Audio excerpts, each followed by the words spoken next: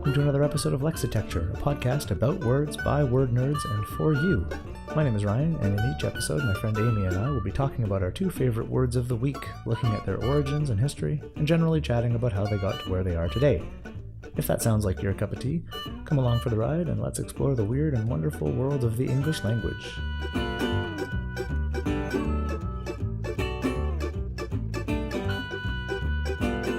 Today's episode, Borrowed Carpenter. So my word this time around is carpenter. Ooh. And this one I looked up on dictionary.com just to start with a firm foundation, and it defines a carpenter as, quote, a person who builds or repairs wooden structures as houses, scaffolds, or shelving. I thought shelving was an odd addition there, but basically now carpenter just sort of means anyone who does things with wood, not necessarily a carver or a arts and crafts type of person, but a person who builds things out of wood is generally considered to be a carpenter. This dates back a long, long time because people have been working with wood for a while. I can think of a notable carpenter. Yes, well, the trade dates back, vastly predates the word, yes. The word was used as early as the sort of early 1300s. And at that time, a carpenter was a little bit more specialized. It was someone who did heavier work with wood. So not sort of cabinetry or shelving. It would have been larger scale things. So the way the OED describes it is someone who builds like the framework of houses or ships. Okay, sure. So big wood projects. That would be carpenters. This is kind linked that back... definitely don't fit in your car. Yeah, exactly. We'll come back to that. It's linked through, came from Anglo-Norman, so the French influence in England, and through French, of course, back to Latin, where it is from carpentum, which was a two-wheeled chariot or wagon. Oh, interesting. So the original carpenters were people who worked on wagons or had something to do with chariots or wagons, whether it's pickup trucks now being associated with hardworking, salt-of-the-earth craftsmen of various kinds that need to lug things around. Mm-hmm.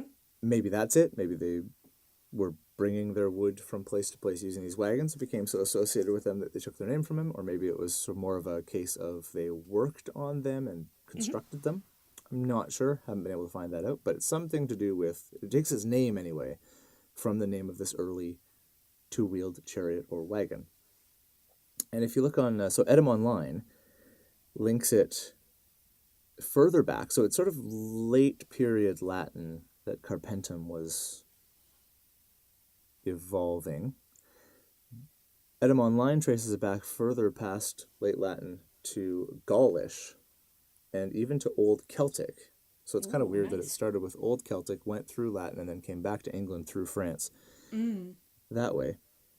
And it says that it links it to the Gaulish word karos, Karros, which is where we get our word car as well.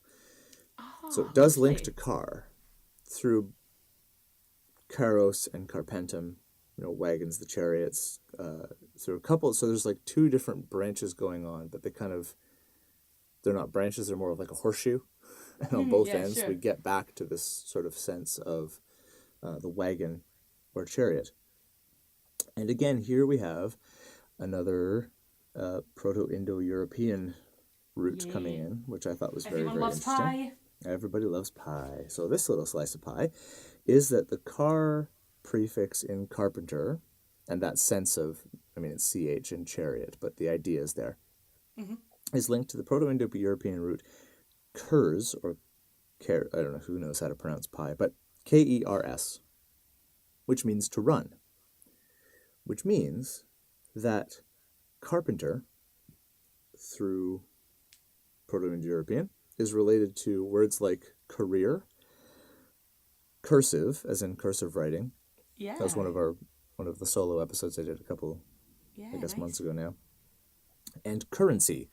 So the idea of money being connected to that, because the same things would run through a society or a town from As person in to current, person, like electrical current. like an electrical current. So that's where we get the word currency as well. It's all related to run.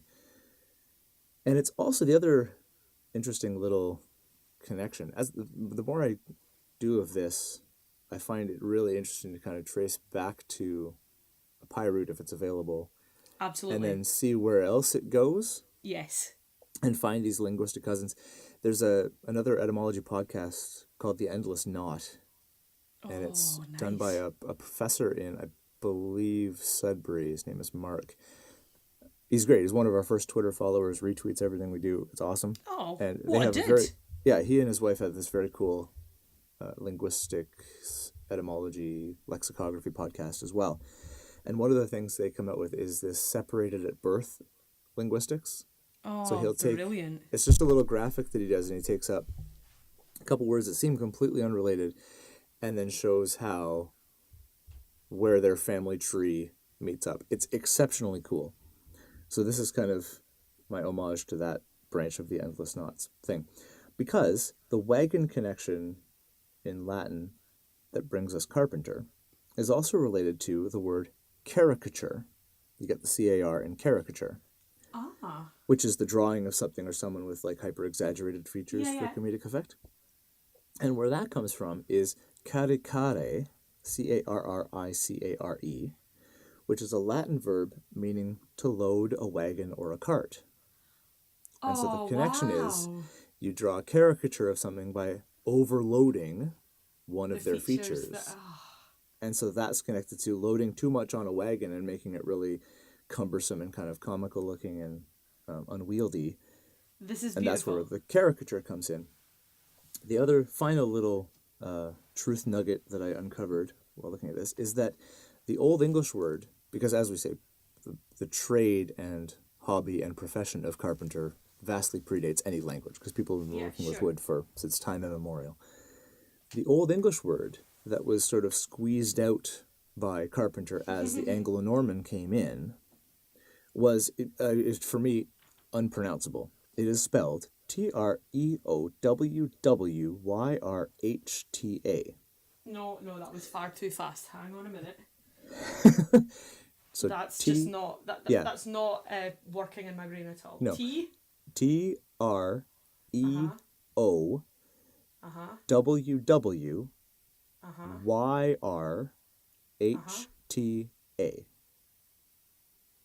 Treowwryhta. Right, have you had a stroke? Treowwryhta. Yeah, you'd think so, right? And it sounds like I'm having a stroke as I try to pronounce it. But what it means is a tree right. Oh, wow, of course. As now in it makes perfect sense. Yeah, a shipwright or a Tree-right, cartwright. shipwright. A that's tree right brilliant. is someone who built things using trees, which I thought was fantastic. And one of those things where it's like, oh, wouldn't it have been interesting if the Old English had been the thing that sticks around rather than the Latin and Norman influence. But yes, that's how we get carpenter from related to car and related to character and currency, all through that neat slice of pie that means to run. Brilliant. Do you use the word joiner in Canada? I have heard it, I but often- not normally, I don't think. I often wonder if that's I don't know if it's a Scottish thing or if it's a British thing, but these days if you want someone to come to your house and do some sort of wood fixery, you hire a joiner, not a carpenter. Yeah, I don't think it's nearly as common as that here. Okay, yeah. So, again, the sort of... A joiner is someone who works with wood in a utilitarian sense. They build frames for houses and they put in wooden floors and they fit kitchens and things like that. Yeah. Whereas a carpenter feels almost a little bit archaic. But but you know, a wood carver or a sort of an artisan cabinet maker or something like that, it would be kind of distinguished from that also. Yeah, that's very interesting. Yeah. It's not a word that, you know, the most likely usage of the word carpenter in kind of modern British society would be biblical. Yeah. Jesus was a carpenter. And then you've immediately to explain to all the little children what the word carpenter actually means. What a carpenter is. We wouldn't tend to use it. That is... I absolutely love caricature meaning to overload a wagon. Yeah, I was a huge fan of that when I read that. That It's was great. very exciting. Sometimes it Cool. feels as though etymology it's really just people who like cool stories making things fit them.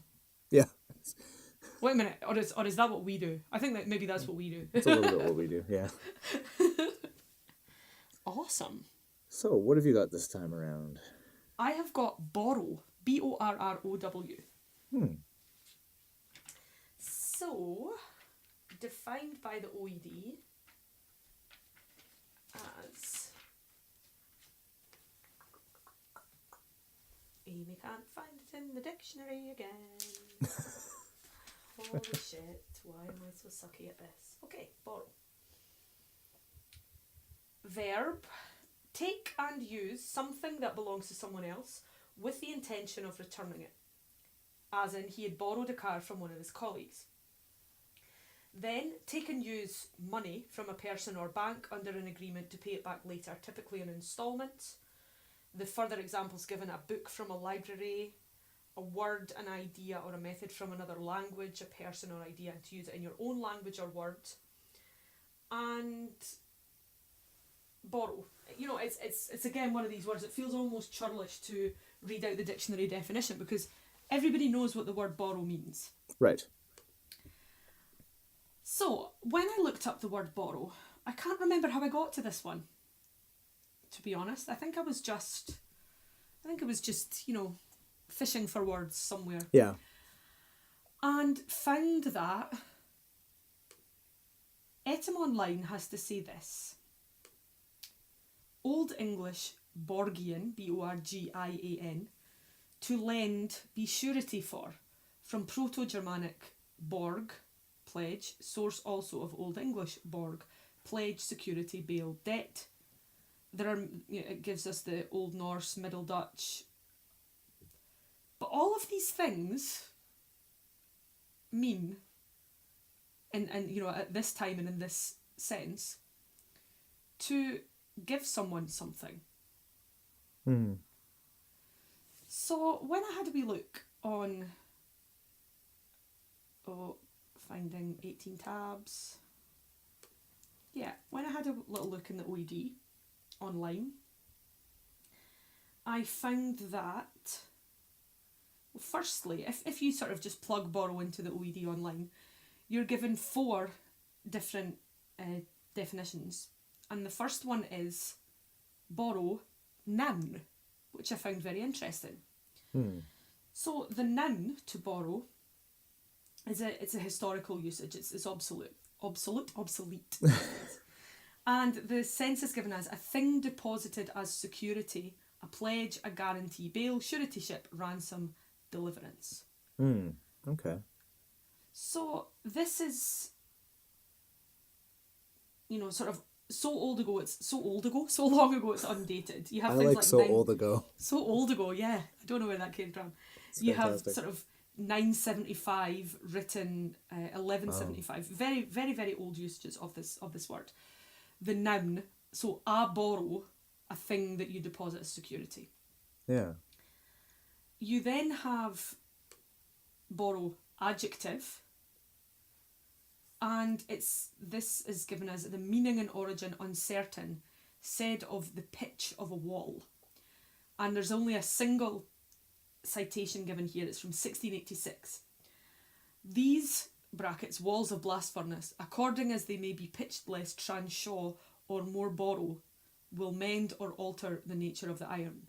So again, a very oddly specific and unused meaning. Yeah. And then we get to the verb borrow. And the OED runs us through the various forms, the Old English, Middle English, High German, Middle Dutch, all of these various things. However, the meaning is given as to give security for, to take on a pledge. To take on a thing or pledge or security given for its safe return. And this is absolutely blowing my mind. Well, it's really interesting when the noun borrow, like, because a security, like a security deposit or bail money or whatever, You are giving it, Yeah. but you are getting it back. And what Etymonline says, very casually, sense shifted in Old English to the modern one. When what they actually mean is, over time, the word came to mean its exact opposite. It's total opposite. So that the modern sense here is given as take or obtain something on pledge to return it or security given. Mm-hmm. And it's saying here, apparently on the notion of collateral deposited as security for something borrowed. So a word that originally meant to give something has now come to mean to take something, albeit temporarily. Wow. The figurative use here, it says, is given from the early 13th century. And as always, I was very, very excited to find that there is a Proto-Indo-European root. Oh, excellent. And the Proto-Indo-European, the Pi root, let's just go back to that, Yeah. is, again, who knows how to pronounce these things, Berg, Bhergh. Okay. And there are two meanings given for this particular root. And my God, they're interesting. The first, which forms part of borrow, the root means to hide or to protect. It's the hypothetical source of, or evidence for its existence is provided by the Old Church Slavonic brego, B-R-E-G-O, I preserve or guard. Now, this root forms all or part of bargain, borrow. Now, if you're looking at borrow in the sense of this pledge, this thing that's given in sort of good faith, then you can understand how bargain and borrow are they're pretty close to each other. Yeah. We then have burial, putting it in the ground to keep it safe. Yeah. Bury. Then, rather beautifully, harbour, the place that it's safe to bring your boat into. This one I really love. Hauberk, Hauberk. And finally, scabbard, the place where you hide. Oh, you say to put your knife or dagger or sword. Yeah, exactly. So a hauberk, a very archaic word, is a coat of mail. It's literally cool. a neck cover. So it's the sort of chainmail garment that you would put on between the breastplate and the helmet plate of your suit of armour. And so all of these things are about protection, as is borrowing about protection, which is really, it's... I really want to know the story of how that happened. Once again, I haven't been able to find it out, but to give someone something as a security bears, in my mind, absolutely no resemblance whatsoever to, and you'll like this, Ryan, because I know you will. Whenever I think of the word borrow, I immediately think of Flanders lawnmower. Yeah. And all of the other many, many things that over the years Homer has appropriated from Belt Flanders. sanders, circular saw, yeah. Yeah, so the notion that there has been a pledge between these two men that must be honoured in that most Old English medieval sense of, a man's word is his truth and that sort of thing, to then take that and bastardise into, oh yeah, I'll give you it back. Yeah, sometime, maybe. So the other meaning that's given for Berg, Bhergh, this Proto-Indo-European root, I find particularly interesting. It means high, with derivatives referring to hills and hill forts. It forms all or part of barrow, as in a mound, a hill, or a grave mound. Right. Belfry. Yep. Also borough.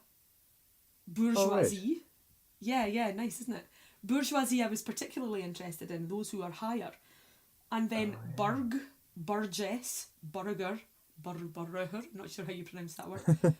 Burglar. Faubourg, which is not a word that I am familiar with at all. No. So a faubourg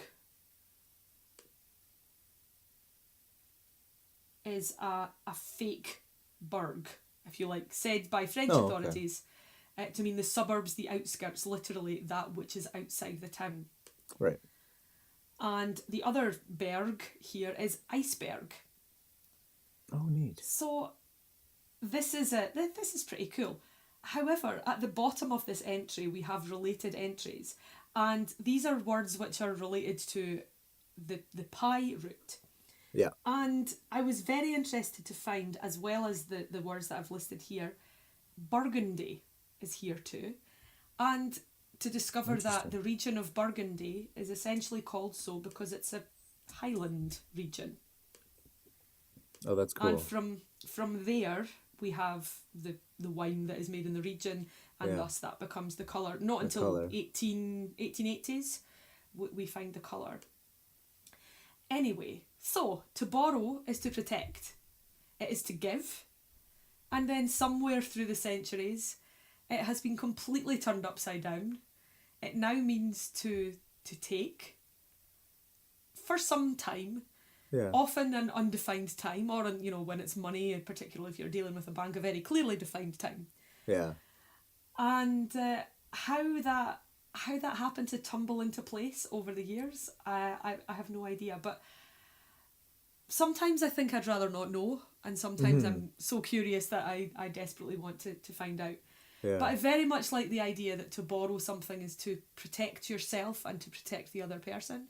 Yeah. But sadly, I think it's been somewhat lost over the years. That's very cool. I like the shift. Putting on my folk etymology hat, which is one of my favorite hats. One of my most favorite hats. The idea of I really like that it started as the noun, the surety or security deposit. Give me a because it kind of because what you're doing there is you're giving something in order to borrow something in the modern sense. Yeah, okay. So like, I'm going to give you this borrow, and in exchange you're going to let me use your horse for the next 2 days while I go on this journey that I need to, whatever.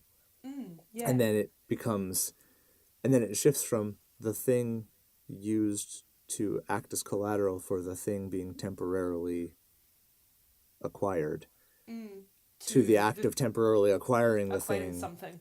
and then losing this, because borrowing doesn't necessarily have any connotation that it necessarily involves collateral. No. Like I could borrow someone's pen for a second. I don't have to. It doesn't require me to give them a thing in exchange. Hold on to my credit card while I borrow your pen. Although I would love that to be the case. Yeah, that's a really neat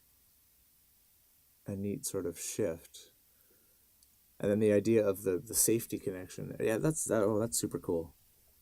So borrow and harbor are cousins. Borrow and harbor are cool. They may not look alike, but there's something in the gene pool. Yeah, and scabbard I absolutely loved. The thing which protects your blade. Yeah, that's fantastic.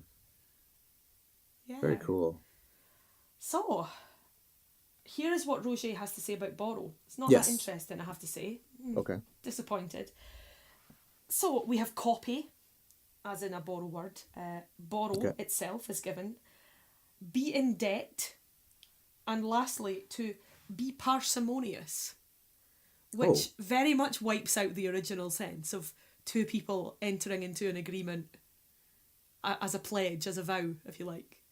So, yeah, it's perhaps a little bit closer to the notion of Homer is parsimonious in that he never buys his own things, he borrows them from Flanders. Right, but, yeah, as I said, that does seem to me as far away from the original sense of the word as you could possibly imagine.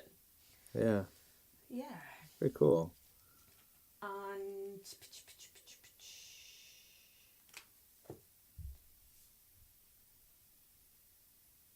I've completely forgotten the word you've just talked about.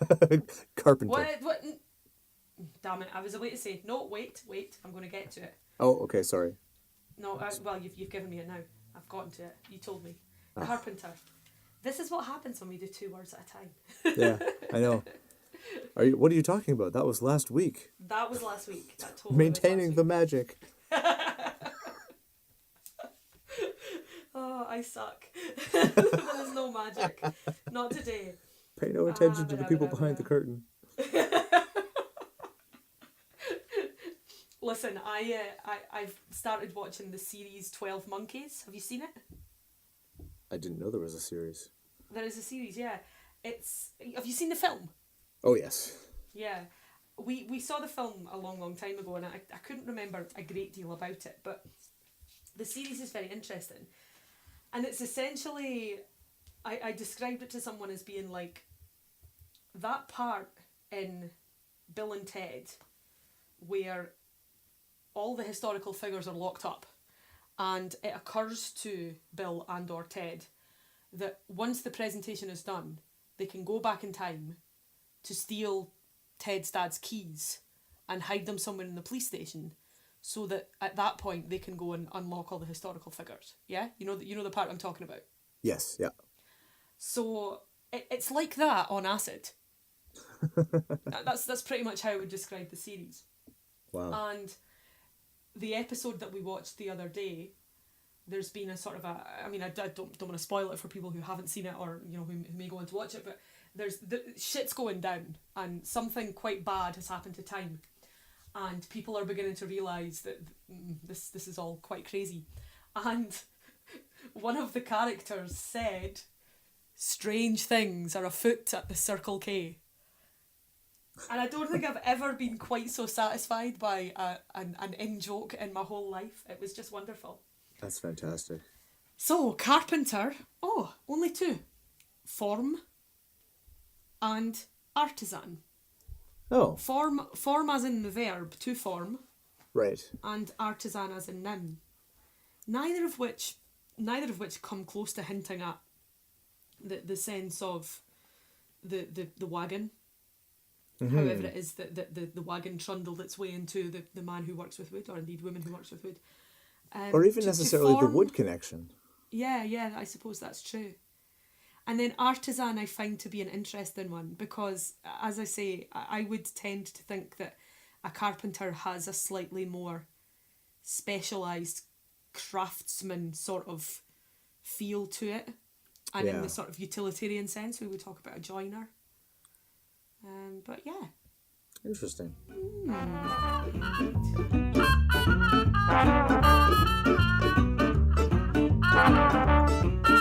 And that's it for this episode of Lexitecture.